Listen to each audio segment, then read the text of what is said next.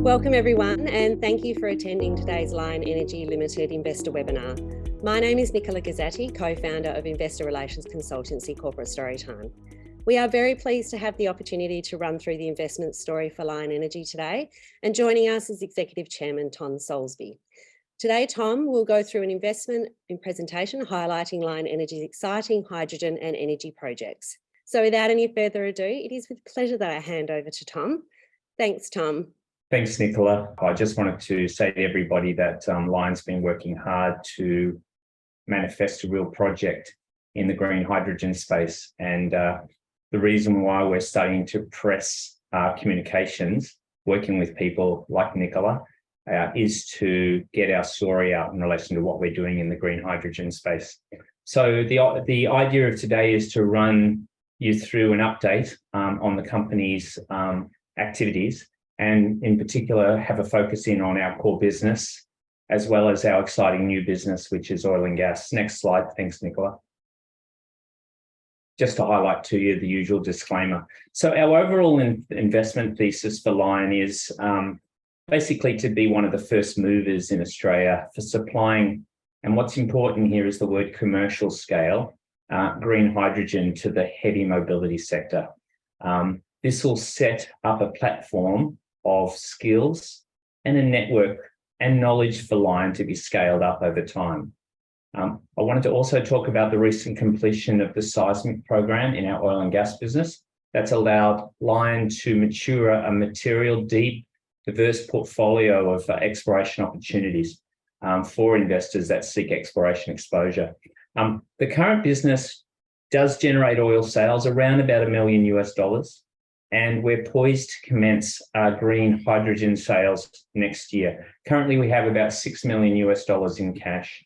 Our market cap is relatively small, around 17 million, but we're positioned for investor exposure to early green hydrogen production at commercial scale and a carried high impact exploration drilling well. Next slide, thanks. And the next one. So in our oil and gas business, actually our oil and gas business is in the best shape it's been in since I took over as chairman in 2018. To be brief here, the East Seram PSC, where Lion has a 60% working interest, has recently completed both its seismic programs, and recently we completed an onshore program, and we're in the process of interpretation. We have no more commitments in relation to those production sharing contract, and we're earmarked to potentially drill a well in 2024, and we'll either drill a well or we'll relinquish or we'll seek to get an extension. So that's quite exciting in terms of the opportunity set. The seismic program was completed on schedule. It was within 10% of its budget, and largely funded by our Taiwanese national oil company partner. That's a great effort and we're very much looking forward to the opportunities that throws up as we move towards May, June of this year. The Seram Nombula joint venture, which Lion has a small 2.5% interest, is currently testing Indonesia's largest or second largest onshore gas discovery in the last 20 years, which is the Lochen gas field. And the gas rates of this well test are very promising, around 15 million cubic feet a day. And those images just show you the work we were doing at East Seram on the left side and the current Lochen well test, and you can see it's having a good flow rate around 15 million cubic feet a day in the bottom right. Moving on, next slide. This gives you a bit of an idea of the physical location of Lion's oil and gas interests, and it's in a prolific oil and gas area. And the key points to take away from this are, if you have a look at the Sulawesi Basin, top left, you can see there's been 220 exploration wells, and there's been a significant amount of oil and gas discovered. If you look at the Batuni Basin, top right, over 65 exploration wells, and a significant amount, some 20 TCF of gas discovered. If you have a look at the Bonaparte Basin down there, just north of Darwin, 270 plus exploration wells, the Papuan Fold Belt, which is very familiar to the ASX, 100 plus exploration wells. What's interesting about the Suram Basin, which is on this prolific fairway, is there's only been a small amount so far of oil and gas discovered, around 60 million barrels and about 1.5 TCF. But note, there's only been 9 exploration wells that have tested the Fold Belt play. There's been 6 discoveries out of 9, and in the exploration wells, about 30 in the shallow play. This is very much an underexplored basin and forms a significant part of our investment thesis. Moving on, next slide. This gives you a bit of an idea of the 2 production sharing contracts. We've got 60% of the larger East Suram PSC, and we have 2.5% of the Suram Nombula PSC. The Suram Nombula PSC has a producing Osceola sort of oil field. And it also has on the left-hand side of the block, and I'm talking about the more yellow coloured block, the gas field called Loffin. And you can see that we map the Loffin gas field to actually go into our acreage. Now, our 2.5% position is 2.5% of the working interest, but it's 100% of the information. And was on the back of that we quickly staked after the discovery of the Loffin field, the adjacent acreage. So we're pretty excited about the gas opportunities in the northeast side and the oil and gas opportunities in the bottom right-hand side. Next slide, thanks. And this gives you a bit of an idea of the ongoing test going on within the Loffin field. And you can see there that the Loffin field does straddle into the East Suram area. And what's interesting about it is there's been 2 wells already drilled into the structure. The Loffin 1 structure hit the top of the structure around about 4,200 to 4,300 meters. We drilled down deep in Loffin 2. You can see that we entered into the structure around 4,500 meters, and we actually didn't get to the bottom during the Loffin 2 well in 2015, and which is why we've had to re-enter the well just 3 months ago to basically do our testing. The structure is one of the longest, deepest structures that I've seen at around about 1,000 meters depth. So it's a very large gas column. It's got exciting potential. Let's move on to the other business now. Thanks, Nicola. So I wanted to really talk today about green hydrogen, and we've got an opportunity now to talk a little bit about the business models that are talked about broadly in green hydrogen, to let you understand why Lion is focusing where it's focusing. So the 3 models largely are split in 3. The large-scale production with integrated electricity production focused on the export market. So these are the types of projects, for example, the Pilbara, Western Australia, close to Geraldton. These are the projects whereby, just because of their proximity to market, albeit with access to renewables, they need to go extremely large and they need to focus on the export markets. Now, our view is that the capital intensity is high and that the gestation period to market is long, 10 years plus. So we basically see a long gestation period and a lot of uncertainty as to which projects would materialise. In the medium scale, green hydrogen, this is where you would locate a green hydrogen production plant next to an industrial user. The capital intensity is generally medium and the time to market is also medium. However, there are a limited number of industrial users actively looking at green hydrogen, and we don't like the single customer dependency situation you'd find yourself in. And you never know whether that single customer could change their mind 2 or 3 years down the track as they look to replace relatively inexpensive black or grey hydrogen with green hydrogen, which is not going to be as competitively priced as their current hydrogen supply. The one that made the most sense to us is small-scale production targeting the domestic mobility market. This is lowly capital intensive, but it's scalable, and it's also got short time to market, and you'll see that our project is aiming to come into the market next year. So this is progressively scalable and a good fit for Lion, hence we've chosen this business model, which is quite unique in Australia and certainly unique to the ASX. The market that we're chasing is the 16 billion domestic heavy mobility market. And a subset of that market is buses. It's around about 10% of the total size. But the reason we like that market is because there's significantly regulatory pressure on operators in the space to go to zero emission, and the vehicles are readily available, and there's a number of manufacturers there. We can move on to the next slide. This gives you a bit of an idea, and I don't want to labor this point. I just wanted you guys to know that we haven't rushed ourselves into green hydrogen. We've taken it from a research background, and we've worked hard to basically build a business model and refine a business model over the last 18 months. What we've realized through our journey is that there is a significant chicken and egg problem for the role of hydrogen in the Aussie market and in the zero emission market, and that it's very, very important for hydrogen production and refueling infrastructure to make its way into the market so that the domestic mobility market can plan for it.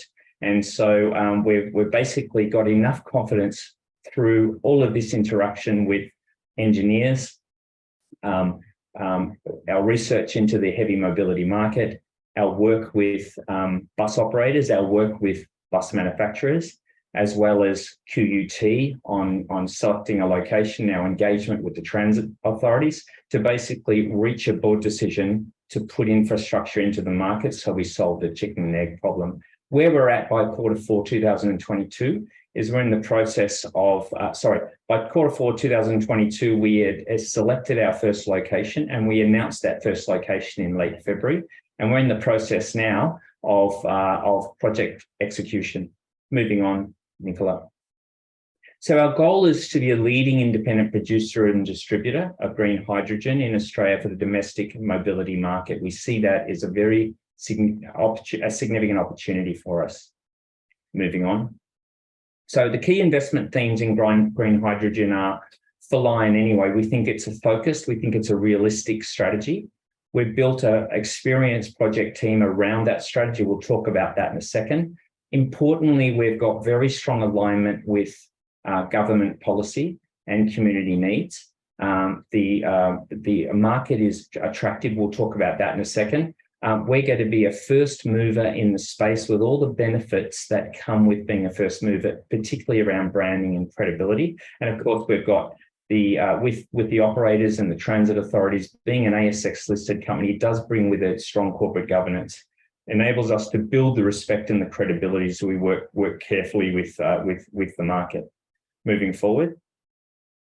So here's our position. A solution provider for Australia's zero emission targets. I'll talk about those in a second, but they commence not 2030, not 2028, but literally about 20 months away in 2025. So operators of bus companies are under a tremendous amount of pressure. They cannot order a diesel bus in the Southeast Queensland area or in Sydney or in Melbourne post 2025. So our positioning is in the production, storage and dispensing of green hydrogen as a solutions provider to those participants with our strategy focusing in on buses initially.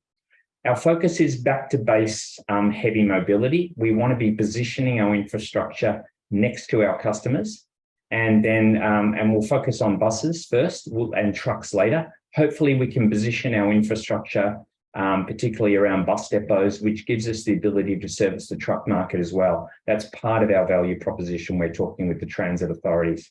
And we see ourselves focusing on other transport sectors later, but we do see ourselves as complementing the battery vehicles rollout. Our model is to put in place small, mid, on-site production hubs, each servicing dispensing stations, which would appear on the back-to-base properties. We'd be demand-driven, proximity to customers key, and we're not going to be taking any technology risk here. In fact, what we're doing with our first site is using proven technology, low cost, and it's just not a matter of whether the technology or whether the business will work. It'll be all about market offtake risk is what we're presenting to you today. Moving along, Nicola. Here's a bit of an idea of our project management team. There's very few, despite what everybody says, for example, ministers in Queensland will talk about 45 projects going on in Queensland. There's very little actually going on in terms of soil moving and holes being dug and hydrogen being supplied. There's very few people in the country with those skills. We're very fortunate to have secured the services of Alistair, Andrew, Mitch, into the team. These guys were instrumental in putting the Gemina green hydrogen plant together in the West Sydney area. And these guys have got real life actual experience of delivering a project. Combine that with Damien and my skills at the board level of executing oil and gas projects over many, many years. We've combined my skills also with our board advisor, Dr. Andrew Dix, who's a fuel cell expert and a long-term proponent of the hydrogen industry, both in the UK and in Australia. Moving on, Nicola. So here gives you a diagrammatical representation of where we're positioning Lion. We are not going to be taking the risk of producing renewable energy by way of a wind farm and solar farm simultaneously with trying to crack the code on delivering hydrogen via electrolysis and dispensing it into fleets. We're going to leave the electricity generation to the experts for now, and we're just going to be basically purchasing electricity off the grid with LGCs or green certificates attached. We're going to get water from town water, and we're going to be basically electrolyzing water to produce hydrogen and oxygen. We're going to be storing and dispensing. In the primary focus on the hydrogen bus fleets, which is on the right-hand side there, and later the trucking fleets. So just be mindful of Lion just taking the risk around being a first mover in that space in the middle. Next one, Nicola.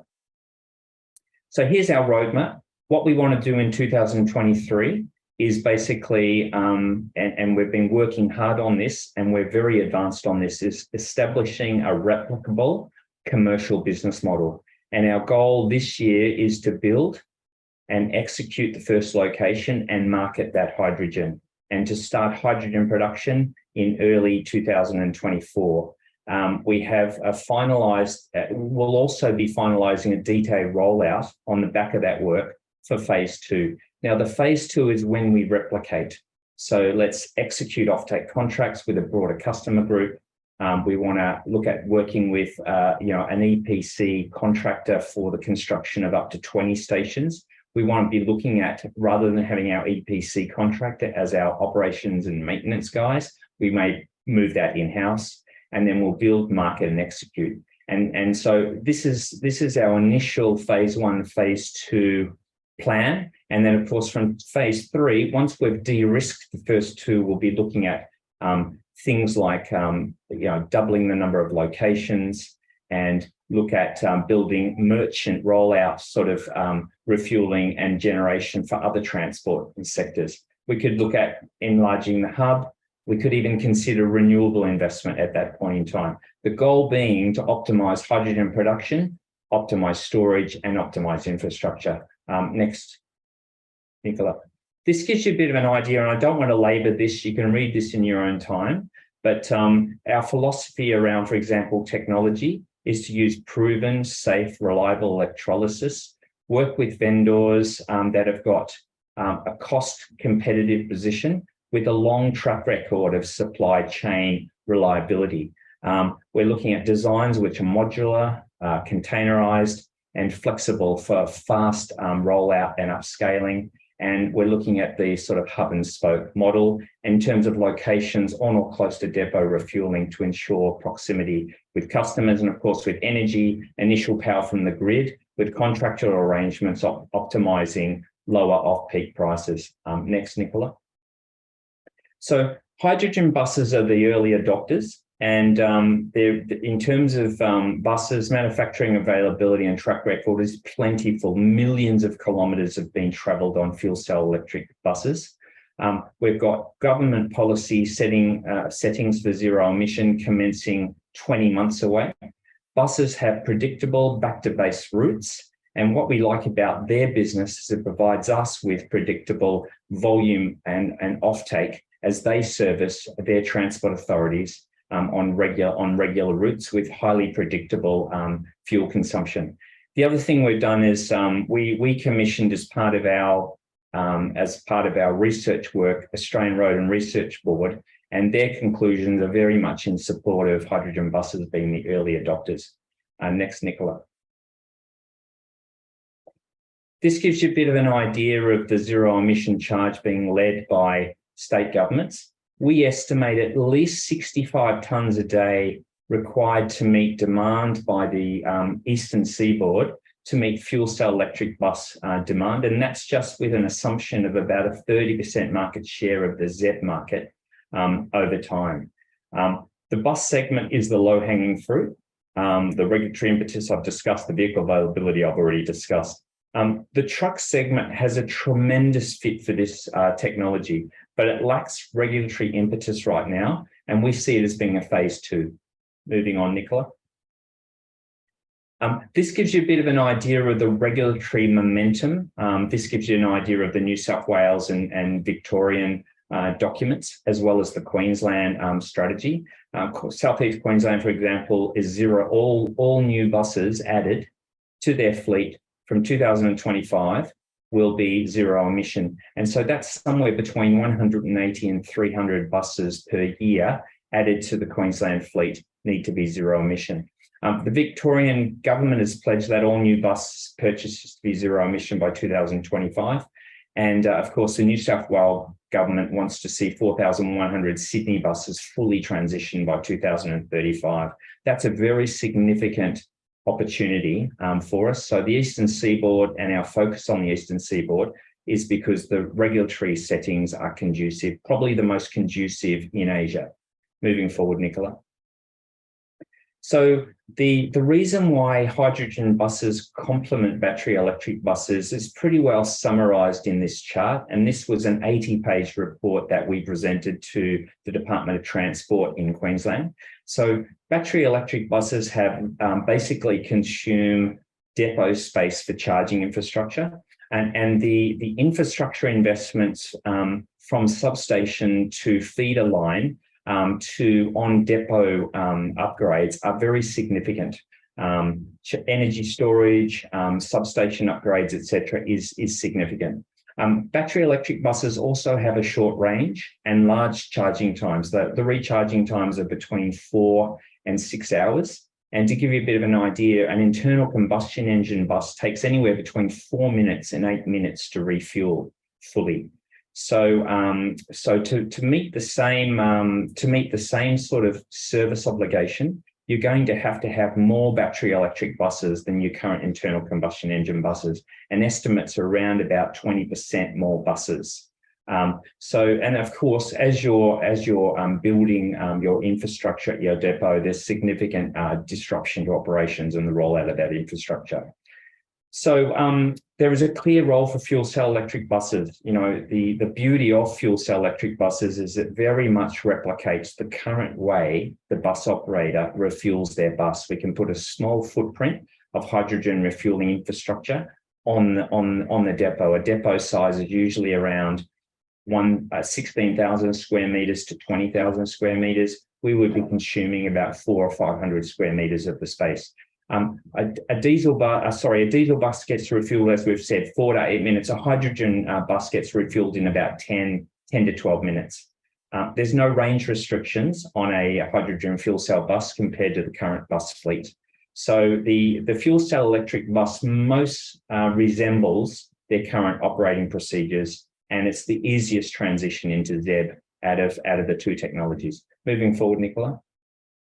This gives you an idea about the multiple locations and the addressable markets. And of course, we're focused in on initially Brisbane, Sydney, and Melbourne. You can see that there's potential 72 bus depots that we're talking to in Brisbane, 88 in Sydney, and 82 in Melbourne. The reason we're focusing more on Brisbane is because Brisbane's quite interesting in that it's only 1.5 million people, but it's a heavily bused market. As you can see, it's got a similar quantity of depots to Sydney, Sydney and Melbourne, and land prices are cheaper in Brisbane and more accessible in Brisbane. So we've just decided to focus initially on Queensland.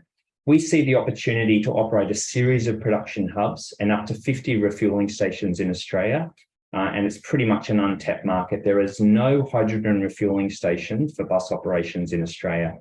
And in terms of our marketing focus, we need to talk to about 20 operators. They would run about 300 of those depots, on average about 60 buses per depot. So you can see the addressable market there is quite exciting. Moving forward, Nicola. And this gives you a bit of an idea of how we've reached our conclusion in optimizing our location. And so this is a map of the larger Brisbane area, from Toowoomba out there to the west of the Gold Coast down to the southeast. And you can see here the key elements are present for Brisbane. You've got access to water. Critically, you've got access to electricity. You've got access to renewables. You've obviously got ports, which bring a lot of heavy mobility traffic through to the port. And then, of course, we've got significant heavy vehicle routes, and we've got bus depots and bus routes. So that's why we like this location. Moving on, Nicola. And this gives you a bit of an idea of the look of our hub. We've currently announced, and you would have seen that about a month ago, the site of the Port of Brisbane. And it will be all of the equipment for the refueling station has already been procured. The electrolyzers are now ready for signing, and commercial offtake discussion is already in progress. We're in terms of our development approval documentation, that's already a work in progress, and we're aiming for first commissioning targeting Q1 2024, and that's for a budget around about 12 million. And just moving on, Nicola, and this gives you a strong idea of where our location is and where our addressable market is within the Brisbane area. And I just wanted to highlight to you, there's about 3,000 buses within this immediate vicinity. All Lion need to do to turn this commercial scale hydrogen into a commercial success is to convert 40 buses out of 3,000 to be hydrogen fuel cell electric vehicles. We think it's eminently doable, and that gives you a bit of an idea of why we've selected that location in terms of proximity to market. Nicola. And this gives you a bit of an idea about the project schedule. We're currently in, obviously, Q2 2023. We're in the detailed design and major equipment design activities process at the moment, and planning approvals are ongoing. We're expecting to commence construction sometimes towards the back end of Q3 and Q4, and for commissioning first quarter of next year. That's where I'll leave it today, Nicola, and I'll hand it back to you. Thank you, Tom, for that comprehensive update. We have had a few questions come through, so we'll jump straight into the Q&A session. Our first question, will the company wait until the first hydrogen refueling station at the Port of Brisbane has successfully demonstrated the proof of concept before Lion proceeds with a broader Australia-wide refueling station rollout, or is it more important to grow the company footprint quickly as a first mover? So I think, thanks for that, Nicola. I just wanted to highlight that there's no need to be proving the concept. The concept is actually already proven around the world: Germany, China, California. It's an established technology, and what we are doing is no different to what's already been done in other countries. The trigger for us, building a wider rollout is simply about demand. Whilst we're happy to build this first station on what we consider a merchant or a risk basis, we are doing it without, in other words, the benefit of a pre-signed offtake. We're confident that the offtake will be there, but we won't be scaling up for station number 2 or 3 until we're confident we've got the offtake. But we are putting the infrastructure into the market because we believe there's a chicken and egg problem. We're going to put this refueling and production facility in place. We think that there is a lot of commercial logic for the bus industry to take up this technology on the back of having access to our hydrogen. Thanks, Tom. Our next question is actually in two parts. The first part is, when do you expect bus fleets in Queensland and beyond to make clear their strategies on the future composition of plug-in electric versus fuel cell buses? And the second part, is it likely that these decisions need to be made before Lion can secure sales agreements with the administrators of bus fleets? So just in terms of technologies, based on our discussions with bus operators to date, we think that the operators will trial both technologies. There's not a lot of performance data yet within the local environment and how these technologies actually do perform under Australian conditions. So operators will need to build that knowledge and experience, which is why most will probably trial these over a few years, and they don't need to make strategic decisions immediately. But in the mid to long run, they will decide which technology is more appropriate based on the types of routes that they run. So emerging consensus is that the technology is complementary, with a sizable portion of the fleets that can only go hydrogen, and that, for example, they may have very hilly runs. For example, a classic case of that is in Wollongong in New South Wales near the Bulli Pass. They could not run electric vehicles there, or where they have very long bus routes each day. Or depots don't have access to enough power. But there'll be other depots where battery electric makes a lot more sense.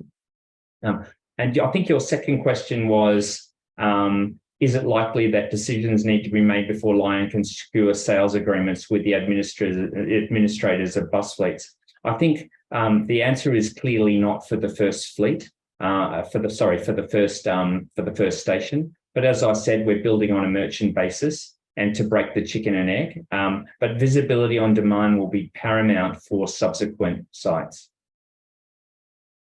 Thanks, Tom. Our next question.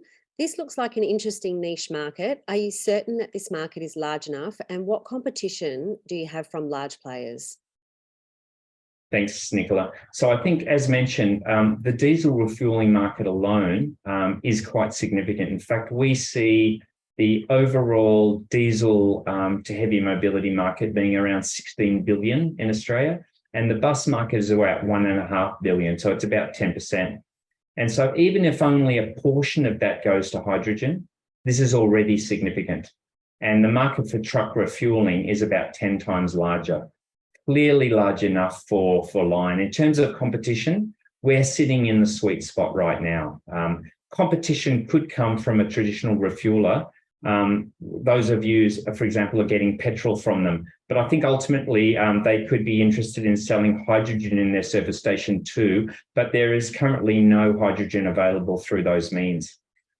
Generating hydrogen is a long way from their core business. So they're likely to wait and see for some time until large green hydrogen is available. I think that'll take years. All these large projects that you're hearing about, hundreds of megawatts or even gigawatts, are nowhere near starting production.